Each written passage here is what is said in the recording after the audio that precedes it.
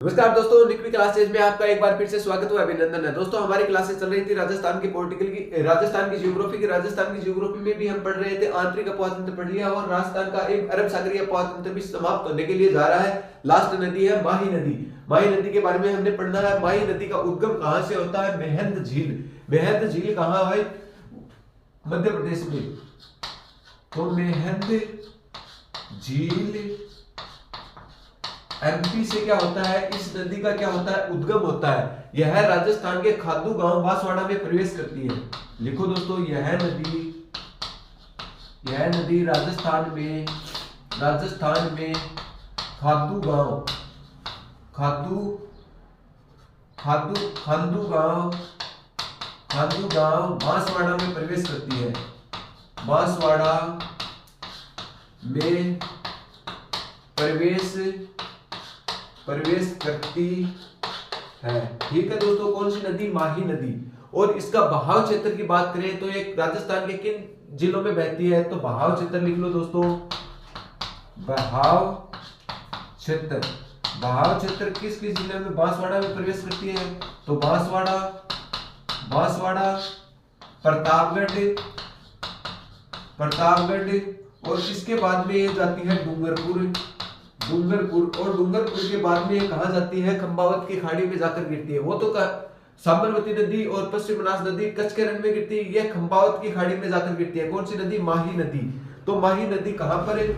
आगे चलकर खंबावत खाड़ी में जाकर गिरती है। ठीक है दोस्तों, आगे बात करते हैं। यह इसकी कुल लंबाई कितने किलोमीटर है? कुल लंबाई 571 किलोमीटर या 576 किलोमीटर है, या 576 किलोमीटर है। ठीक है दोस्तों, आगे बात करते हैं राजस्थान में इसकी लंबाई कितनी है? तो राजस्थान में इसकी लंबाई 171 किलोमीटर है। राजस्थान में लंबाई कितनी है? 171 किलोमीटर क्या है? इसकी लंबाई है। किसकी? माही नदी की। माही नदी के बारे में और बात करते हैं तो बांसवाड़ा और प्रतापगढ़ के क्षेत्र को बांसवाड़ा लिखो दोस्तों। बांसवाड़ा प्लस प्रतापगढ़ क्षेत्र कौन सा क्षेत्र कहलाता है? प्रतापगढ़ क्षेत्र कौन सा क्षेत्र कहलाता है? कांठल क्षेत्र के नाम से जाना जाता है। कांठल क्षेत्र के नाम से जाना जाता है। इसी क्षेत्र को क्या कहते हैं? छप्पन का मैदान भी कहते हैं। छप्पन का मैदान के नाम से जाना जाता है। छप्पन का मैदान आपसे पूछ लिया जाए तो किसे जाना जाता है? बांसवाड़ा और प्रतापगढ़ के क्षेत्र को कांठा क्षेत्र या छप्पन का मैदान के नाम से जाना जाता है। छप्पन की पहाड़ियां मैंने कहा बताई थी? छप्पन की पहाड़ियां मैंने जो हमारा मरुस्थल प्रदेश पढ़ाया था, तो बाड़मेर में छप्पन की पहाड़ियां मैंने बताई थी। ठीक है दोस्तों, आगे बात करते हैं। इस नदी का आकार कैसा है? यू आकार की। यह नदी अंग्रेजी के यू आकार की है। यू आकार की है। ठीक है दोस्तों, यह नदी कर्क रेखा को 2 बार काटती है। इसे लिख लो। यह नदी कर्क रेखा को 2 बार काटती है।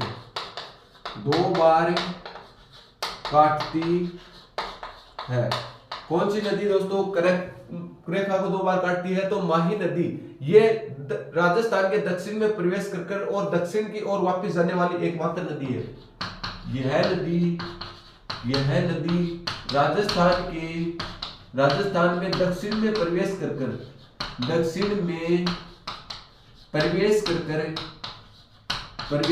वापस दक्षिण में जाने वाली एकमात्र नदी।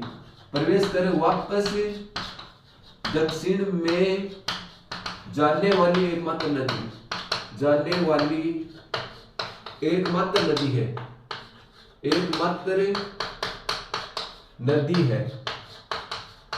नदी है। तो हमने दोस्तों अभी तक माही के बारे में क्या पढ़ा है? माही नदी का उद्गम कहां से होता है? तो मेहंद झील मध्य प्रदेश से क्या होता है? माही नदी का उद्गम होता है। यह नदी कर्क रेखा को क्या करती है? 2 बार काटने का काम करती है। ठीक है दोस्तों, तो आपसे पूछ लिया जाए कर्क रेखा को 2 बार काटने वाली नदी कौन सी है? तो माही नदी है। माही नदी का राजस्थान में कहां पर प्रवेश करती है? ये मध्य प्रदेश से उत्पन्न होकर होकर खातू गांव बांसवाड़ा में क्या करती है, ये प्रवेश करने का काम करती है। इसके बाद बांसवाड़ा से कहा जाती है प्रतापगढ़, और प्रतापगढ़ के बाद में डूंगरपुर में जाती है। डूंगरपुर के बाद में गुजरात में जाने के बाद ये कहां पर गिर जाती है, खंबावत की खाड़ी में गिरती है। ठीक है दोस्तों, ये था इसका बहाव क्षेत्र। बात करते हैं इसकी लंबाई। इसकी टोटल लंबाई 571 या 576 किलोमीटर है। राजस्थान में इसकी लंबाई की बात करते हैं तो राजस्थान में इसकी लंबाई 171 किलोमीटर है। ये इस नदी के बहाव क्षेत्र बांसवाड़ा और प्रतापगढ़ में कौन सा क्षेत्र के नाम से जाना जाता है, तो कांठल क्षेत्र के नाम से जाना जाता है। कांठल को ही क्या कहते हैं, छप्पन का मैदान कहते हैं। माही नदी के बहाव क्षेत्र को छप्पन का मैदान भी कहते हैं।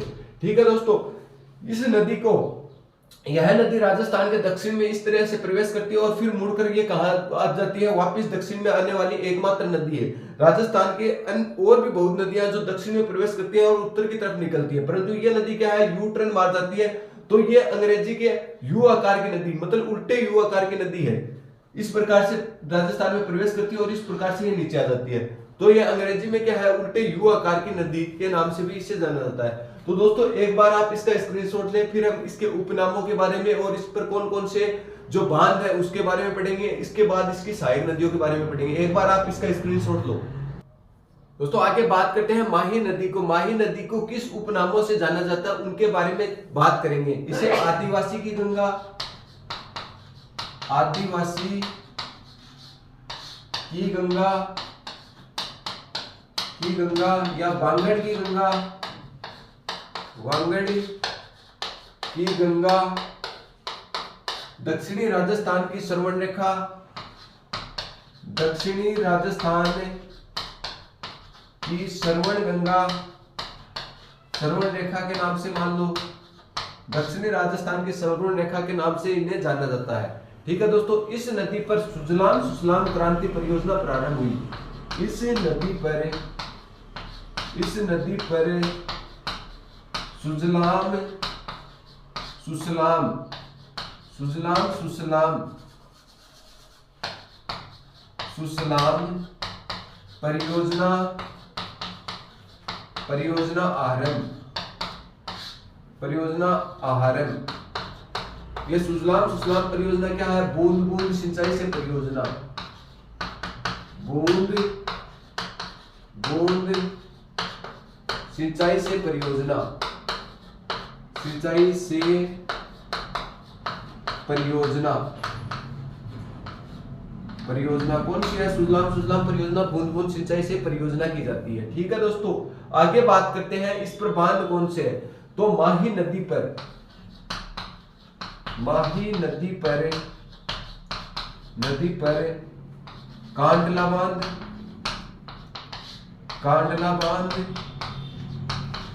बांध तथा राजस्थान में, तथा राजस्थान में माही बजाज सागर बांध स्थित है। माही बजाज सागर बांध स्थित है। माही बजाज सागर बांध स्थित है। तो गुजरात में कौन सा माही बजाज सागर बांध, ये कहां पर स्थित है, कांडला बांध कहां पर है, गुजरात में स्थित है, गुजरात में स्थित है। ठीक है दोस्तों, आगे बात करते हैं माही बजाज सागर बांध, इनके बारे में बात करते हैं। यह है राजस्थान का, यह है राजस्थान का सबसे लंबा बांध है, सबसे लंबा बांध है। तो आपसे पूछ लिया जाए राजस्थान का सबसे लंबा बांध कौन सा है, यह राजस्थान का सबसे लंबा बांध है, कौन सा है, माही बजाज सागर। माही बजाज सागर बांध राजस्थान का सबसे लंबा बांध है। लगभग कितने किलोमीटर, 3.8 किलोमीटर, 3.8 किलोमीटर लंबा है। ठीक है, माही बजाज सागर बांध राजस्थान में कितना किलोमीटर लंबा है, 3.8 किलोमीटर लंबा है। आगे बात करते हैं, इस पर क्या है, सिंचाई परियोजना की जाती है और विद्युत परियोजना। तो विद्युत हिस्सा तो कितना है राजस्थान का, इस पर विद्युत हिस्सा, विद्युत हिस्सा तो कितने प्रतिशत है, माही पर 100%, 100%। और पानी में हिस्सा, पानी की बात करें, पानी में हिस्सा तो, पानी में हिस्सा तो गुजरात का तो 55%, जबकि राजस्थान का कितने प्रतिशत है, राजस्थान का 45%। ये क्या है, अनुपात है। पानी में हिस्सा कितने प्रतिशत है? गुजरात का तो 55% और राजस्थान का कितने परसेंट है? 45% है। ठीक है दोस्तों, ये थी आपकी माही की बारे में बात। अब आगे और बात करेंगे हम इसकी सहायक नदियों के बारे में। एक बार इसको वापस से देख लो। इसे आदिवासियों की गंगा, वांगड़ की गंगा और कौन सी दक्षिणी राजस्थान की स्वर्ण रेखा के नाम से जाना जाता है। इस पर बूंद बूंद सिंचाई परियोजना की जाती है। इस परियोजना का क्या नाम है? सुसलाम सुसलाम परियोजना है। इस पर माही बजाज सागर बांध पे 2 बांध स्थित है। एक तो कांडला बांध कहां? गुजरात पे, और एक माही बजाज सागर बांध।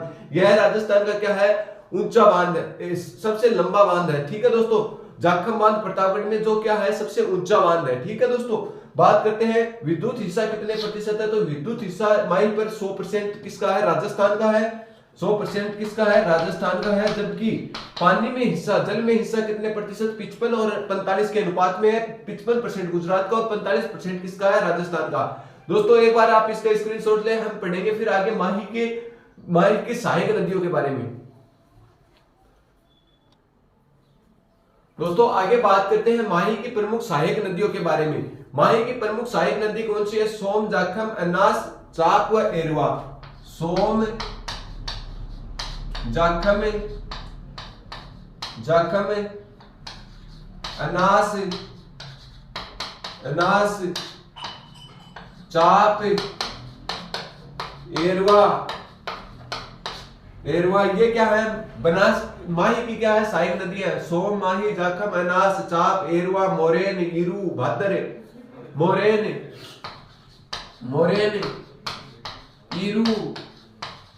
ईरू और भादर ये प्रमुख सहायक नदियां। इनके तो आपको नाम रट लेने हैं। सोम, जाखम, अनास, चाप, एरवा, मोरेन, ईरू, भादर ये क्या है? माही की सहायक नदी है। अब आगे बात करते हैं जाखम सहायक नदी के बारे में। जाखम नदी इसका उद्गम कहां से होता है? आपसे बात कर ली जाए तो जाखम नदी का उद्गम भंवरा माता पहाड़ी से, छोटी सादड़ी प्रतापगढ़ से। भंवर माता पहाड़ी,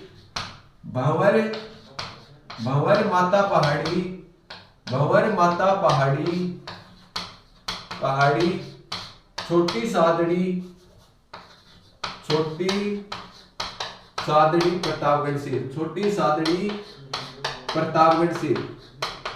प्रतापगढ़ से किसका उद्गम होता है दोस्तों? छोटी सादड़ी प्रतापगढ़ से, भंवर माता पहाड़ी से किसका उद्गम होता है? जाखम नदी का उद्गम होता है। यह बहाव क्षेत्र की बात करते हैं।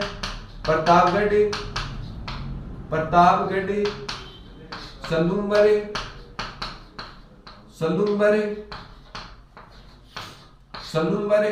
और डूंगरपुर में बहती है। ठीक है दोस्तों, इस नदी पर कौन सा? बहती है। आगे लिख लो, बहती है। इस नदी पर एक बांध स्थित है। कौन सा बांध है? जाखम बांध, जो कि राजस्थान का सबसे ऊंचा बांध है। इस नदी पर प्रतापगढ़ में स्थित है। इस नदी पर जाखम बांध स्थित है। जाखम बांध स्थित है,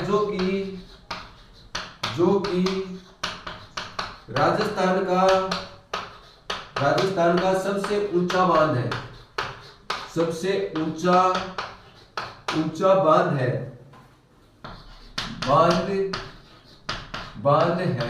और कितने मीटर? 81 मीटर ऊंचा है। ठीक है, तो राजस्थान का सबसे ऊंचा बांध पूछ लिया जाए तो जाखम बांध है, जाखम नदी पर स्थित है। और सबसे लंबा बांध माही बजाज सागर बांध, वो किस पर है? माही नदी पर है। और ये क्या है? माही की सहायक नदी है। कौन सी नदी? जाखम नदी। ये बात करते हैं इसकी सहायक नदी कौन सी है, तो करमई और सूकली सहायक नदी। इसकी सहायक नदी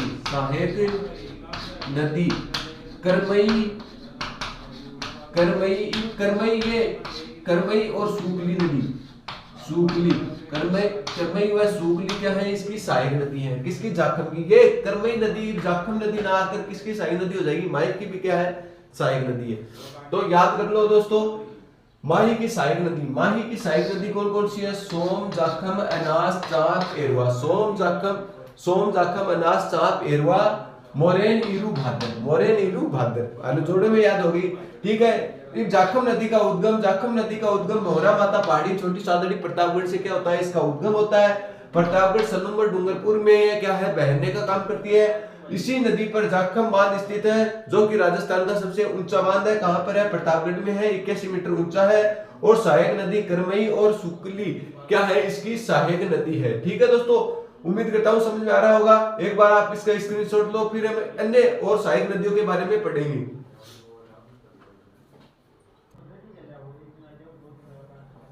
दोस्तों आगे बात करते हैं सोम नदी। सोम नदी का उद्गम कहां से होता है? तो सोम नदी का उद्गम होता है बिछामेड़ी की पहाड़ियों से। उद्गम कहां से होता है? बिछामेड़ी की पहाड़ी से। कहां से? बिछामेड़ी पहाड़ी से किसका उद्गम होता है? सोम नदी का क्या होता है? उद्गम होता है। ठीक है दोस्तों, आगे बात करते हैं। ये बिछामेड़ी के पहाड़ियों से किसका उद्गम होता है? सोम नदी का उद्गम होता है इसी नदी पर, इस नदी पर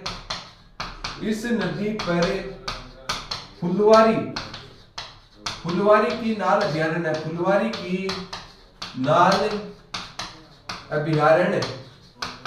अभ्यारण्य स्थित है।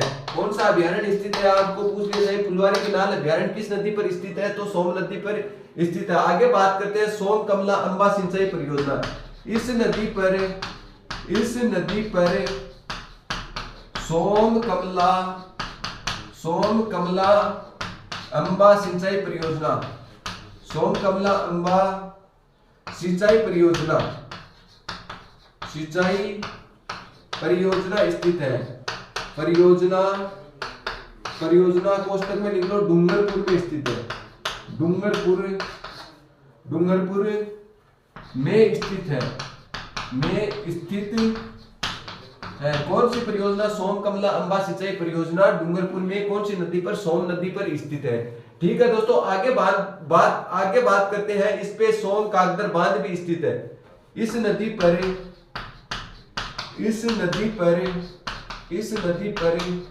सोम कागदर बांध स्थित है।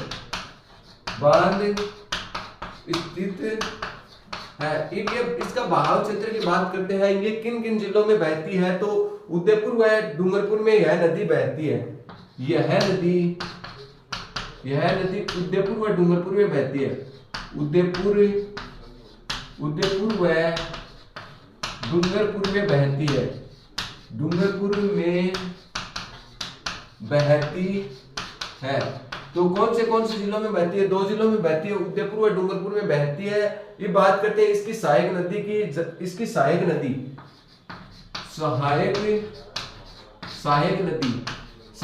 कौन कौन सी है? सोम की सहायक नदी के बारे में बात करते हैं तो सोम की जाखम,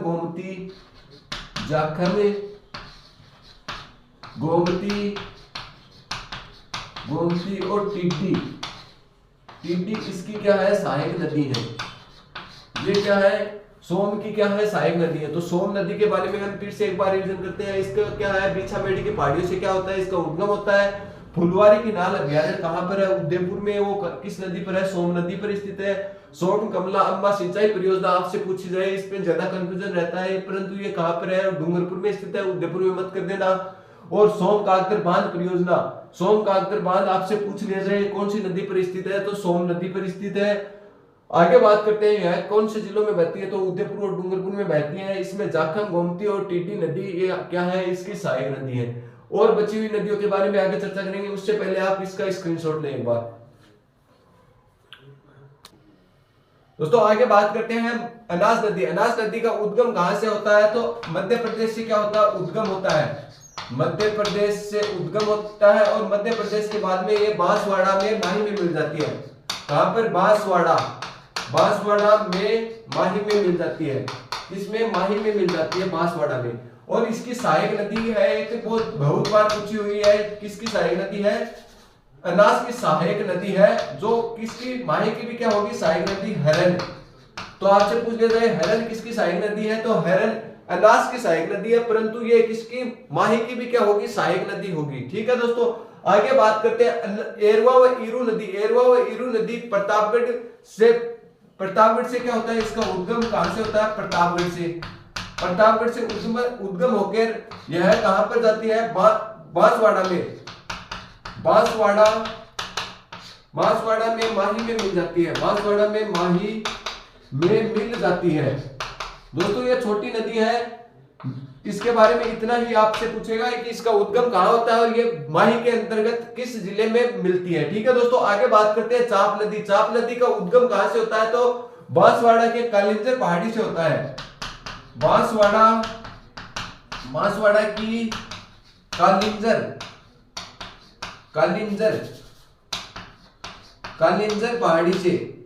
कालिंजर पहाड़ी से क्या होता है, इसका उद्गम होता है और ये बांसवाड़ा में किस में मिल जाती है, आगे चलकर चाप नदी माही में मिल जाती है। आगे बात करते हैं भादर नदी। भादर नदी का उद्गम पूछ लिया जाए तो डूंगरपुर में होता है, डूंगरपुर